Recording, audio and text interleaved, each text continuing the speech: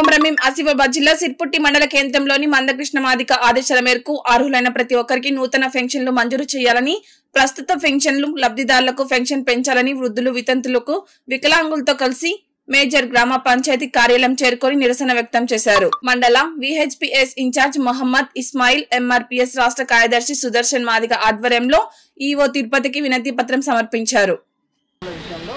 పోరాటం చేస్తున్నాక దయచేసి ప్రభుత్వాన్ని ప్రజలకు న్యాయం జరిగేది చూడండి. పంపిస్తే ఏమైనా ఇన్ఫర్మేషన్ ఉంటే కూడా మీకు చెప్పేసి థ్యాంక్ యూ. చాలామంది కొత్త వాళ్ళకు పెన్షన్ రావడం లేదు. ఎప్పుడైతే కేసీఆర్ గారు పెన్షన్ 57 సంవత్సరాలు నిన్న వాళ్ళకి ఇస్తామన్నారు, అప్లికేషన్ తీసుకున్నారు. వాళ్ళకి ఇప్పటి వరకు కూడా రాలేదు.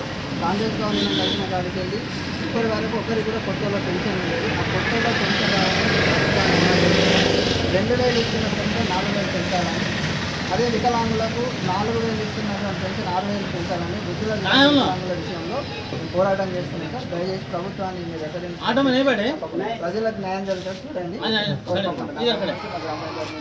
పంపిస్తే ఏమైనా ఇన్ఫర్మేషన్ ఉంటే కూడా మీకు చెప్పేసి థ్యాంక్ యూ.